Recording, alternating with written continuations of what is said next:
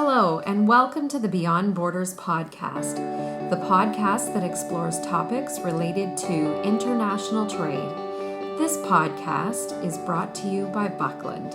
For over 70 years, Buckland has been working to help companies across the world experience global trade in a better way.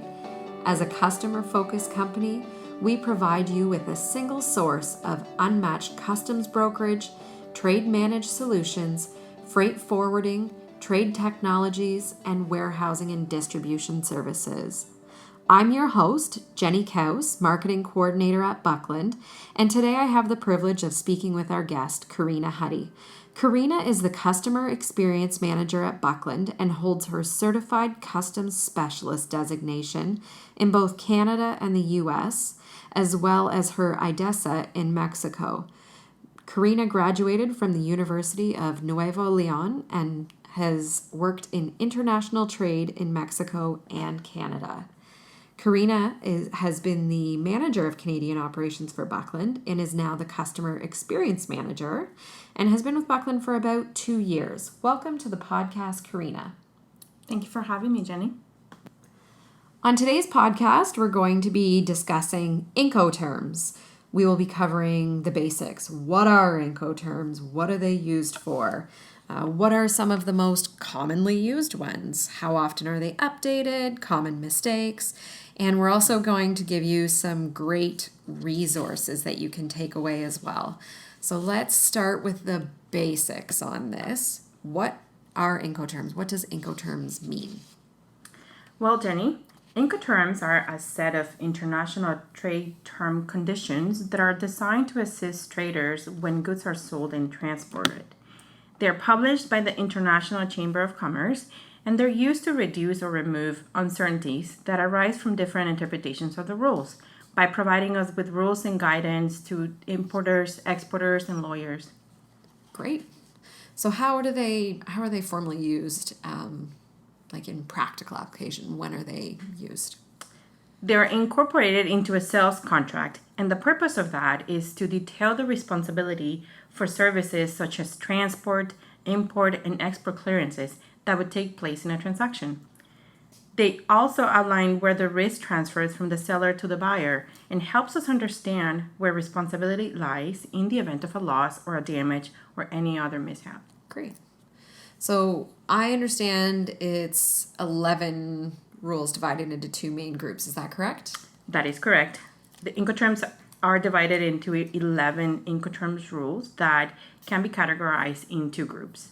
The first one applies to any transport mode, and the second one is only for sea and inland waterway. These two groups are further broken down depending on how responsibility and risk is allocated and can be divided into 4 groups. The first two, the responsibility falls on the buyer, where it can be responsible for all carriage or arranging only the main carriage. The other two, the responsibility falls on the seller, where the seller arranges the main carriage, but the risk passes after the main carriage is arranged. Okay. Or the seller arranges the main carriage, but the risk passes before the main carriage is arranged. Great. So this set of rules makes it so that there is an agreed on set of terms so that everybody knows exactly, no matter where things are in transit, whose responsibility it is for this cargo. Correct? Not only whose, but when. When the responsibility and the risk are transferred to who.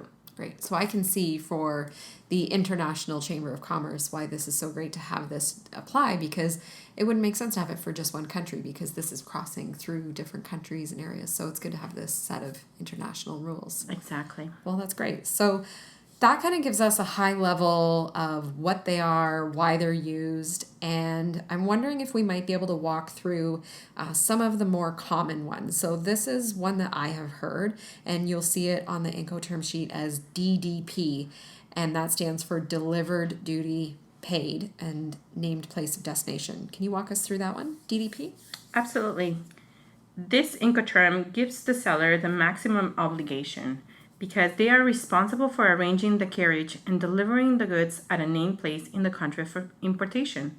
But they're also responsible for any clearance and applicable duties and taxes at the destination country. The risk is transferred from the seller to the buyer when the goods are made available to the buyer, ready for unloading from the arriving conveyance into the country of importation. This Incoterm can be problematic for the seller because the import clearing procedures are complex at the destination country, and often they don't allow for foreign importers to become the importer of record. Oh, okay. Well, that's good to know. Next one I've noticed here is EXW. That's the acronym, and I understand it stands for X-Works. Can you explain that one? That is correct. And opposite to DDP, this puts the responsibility mainly on the seller. The seller has to make the goods available at a specified place, usually the seller's factory. The buyer is responsible for loading the goods onto a vessel. All export procedures, all onward transports, and all costs arising after collection of goods are the responsibility of the buyer. Although the seller is not obliged to loading the goods, if the seller does, it is still at the buyer's risk. Oh, okay. The next one, FAS, free alongside ship. How about that one? This is not a very common Incoterm, but is often used for goods that are transported by sea or air or inland waterway. The seller delivers the goods. They're clear for export along the side of the vessel at a named port, and it is then when the risk transfers to the buyer. The buyer is responsible for loading the goods and any other costs afterwards. Okay. CIF, that is cost insurance freight. How about that one?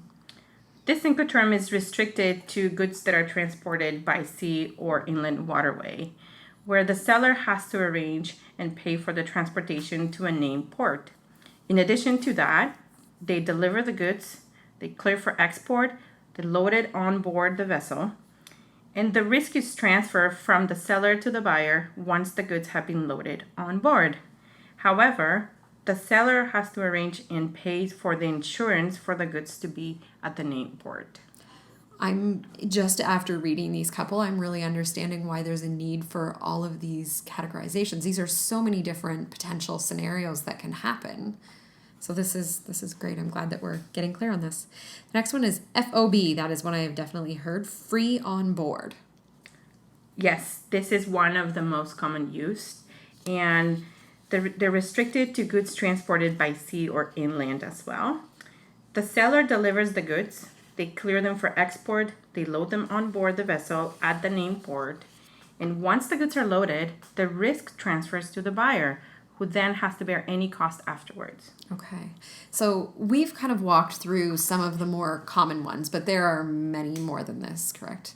And this is something that these, we're walking through these, and this isn't something that people have to memorize. There are great references. You can check the Buckland website. If you go to buckland.com and click on Learning Guides, you will see that there is an Incoterms reference that you can download, you can keep a digital copy of, you can print out and have at your desk to refer to. And it's a 2-page document that outlines all of these acronyms, and it has a chart that indicates where the responsibility is as you walk through the process. So this isn't something that, as we're talking to it, that you need to take notes or remember any of this. There is a reference page that we have that you can download from the Buckland Learning Guides page. So please do go check that out and download your copy so that you can have this reference and check that out as you're doing your shipments.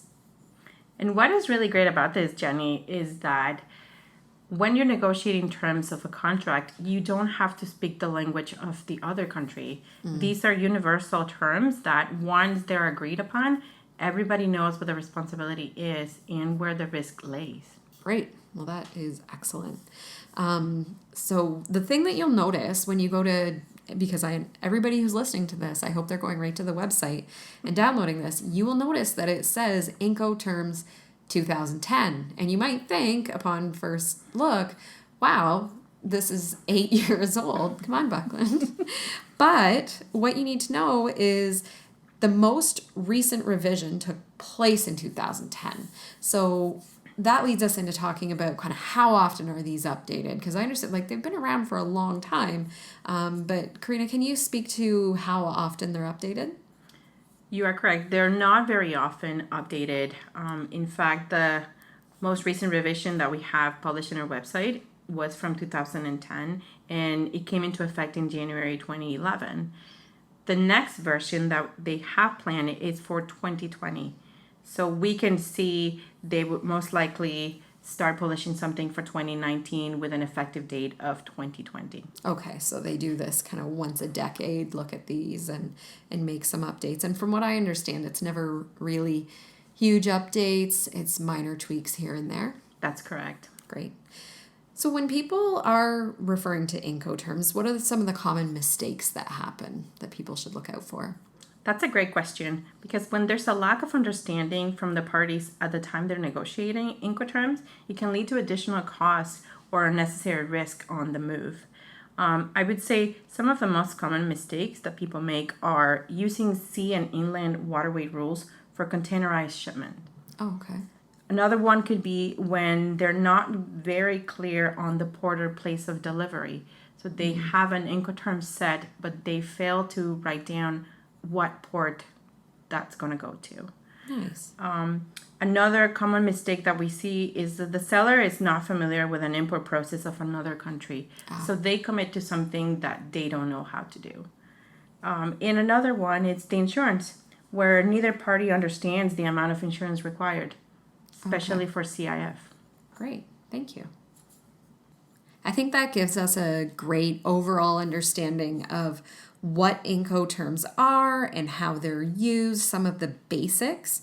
And I would encourage people before, when you're negotiating terms, please feel free to reach out to us if you do have questions about this through the Contact Us page on our website. Please feel free to reach out and ask for advice on this if you have any questions. And once again, I encourage listeners to go to the Buckland website under Learning Guides and download your copy of the Incoterms Learning Guide so that you have that reference at your fingertips to know all of the different terms.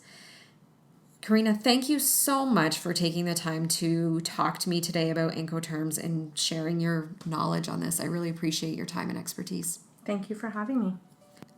That's the Beyond Borders podcast for today. Thank you so much for listening, and thank you to our guest, Karina, for joining us and for sharing all of your wisdom on this subject. If you are looking for resources related to international trade, including our Incoterms reference chart, please visit buckland.com and click on the Learning Guides section for downloadable resources, including Incoterms, tips for avoiding border delays, things to keep in mind when choosing a broker, and so much more. Also, be sure to sign up for our weekly newsletter through our website to receive a weekly roundup of the latest trade news delivered right to your inbox.